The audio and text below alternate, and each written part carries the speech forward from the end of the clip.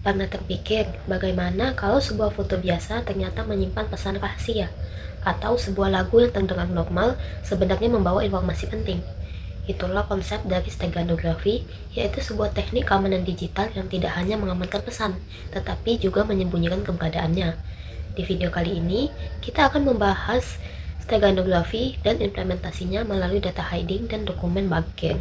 Bersama saya, Yulan dari Octavia Sibuan, dengan NIM 240170168. Di zaman sekarang, hampir semua aktivitas kita berkaitan dengan data, mulai dari percakapan pribadi, dokumen kerja, hingga informasi penting seperti data finansial atau identitas. Masalahnya, dunia digital tidak pernah benar-benar aman. Ada pihak-pihak yang bisa menyadap, mencuri, atau memanipulasi data tanpa kita sadari. Biasanya, kita mengenal enkripsi sebagai cara melindungi informasi. Enkripsi membuat pesan menjadi tidak terbaca kecuali oleh pihak yang memiliki kunci. Namun, enkripsi masih memiliki kelemahan. Pesan yang terenkripsi tetap terlihat mencurigakan karena formatnya jelas berbeda dari data biasa. Nah, disinilah steganografi menjadi sangat berguna. Teknik ini bukan hanya membuat pesan aman, tetapi juga membuat pesan itu menghilang dari pandangan orang lain. Dalam dunia keamanan cyber, ini adalah salah satu bentuk perlindungan paling halus dan cerdas. Dan di antara berbagai implementasinya, dua yang paling sering digunakan, yaitu data hiding dan dokumen bugging. Mari kita bahas lebih dalam. Secara teknis, steganografi adalah teknik menyisipkan atau menyembunyikan informasi rahasia ke dalam satu media digital, sehingga keberadaan informasi tersebut tidak terdeteksi. Media yang digunakan bisa berupa gambar, audio, video, maupun teks. Yang menarik adalah, steganografi tidak mengubah fungsi utama media tersebut. Gambar tetap terlihat seperti gambar biasa, video tetap bisa ditonton, dan audio tetap terdengar normal. Ini membuat steganografi menjadi sangat sulit dideteksi jika tidak ada pengetahuan atau alat yang tepat. Lalu, kenapa teknik ini digunakan? Ada beberapa tujuan utama. Yang pertama, mengamankan komunikasi tanpa menimbulkan kecurigaan. Jika seseorang melihat pesan terenkripsi, mereka bisa langsung tahu bahwa ada sesuatu yang penting di dalamnya. Yang kedua, melindungi data sensitif dari penyadapan. Steganografi sering digunakan untuk mengirimkan informasi rahasia dalam kondisi berisiko tinggi. Yang ketiga, menambah lapisan keamanan di samping enkripsi. Kalau enkripsi adalah gemboknya, maka steganografi adalah menyembunyikan gembok itu supaya tidak ketahuan. Implementasi pertama adalah data hiding. Sesuai namanya, data hiding fokus pada menyembunyikan data di dalam media digital. Tujuannya adalah agar data itu tidak bisa dilihat, tidak bisa terdengar, atau bahkan tidak terdeteksi oleh analis digital biasa. Media yang paling sering dipakai untuk data hiding adalah gambar, audio, dan video. Misalnya, sebuah gambar berwarna bisa memiliki ratusan ribu piksel.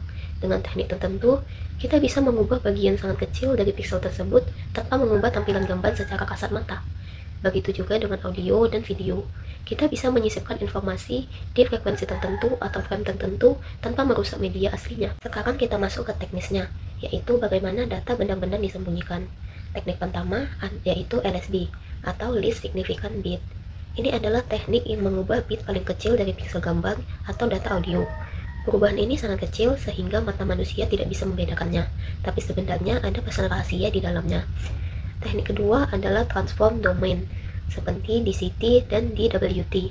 Teknik ini menyembunyikan informasi pada domain frekuensi atau transformasi matematis tertentu. Keunggulannya adalah lebih sulit dideteksi dan lebih tahan terhadap kompresi. Lalu ada audio embedding, yang menyisipkan pesan dengan mengubah frekuensi suara dalam porsi kecil yang tidak terdengar oleh manusia. Dan yang terakhir, video embedding, yang menyembunyikan data dalam frame atau bagian tertentu dari video. Video memiliki banyak frame, sehingga kapasitas penyimpanan data rahasia jauh lebih besar. Implementasi berikutnya adalah dokumen bugging atau penandaan dokumen. Berbeda dengan data hiding yang fokus menyembunyikan pesan, dokumen bugging fokus menandai dokumen tertentu untuk tujuan identifikasi atau perlindungan.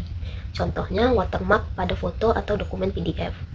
Watermark bisa berfungsi untuk menunjukkan siapa pemilik dokumen, kapan dibuat, atau memastikan bahwa dokumen tidak dimodifikasi. Dokumen bugging sangat penting dalam dunia akademi, hukum, publikasi digital, dan perlindungan copyright. Dokumen bugging sendiri dibagi menjadi beberapa jenis. Yang pertama, visible watermark.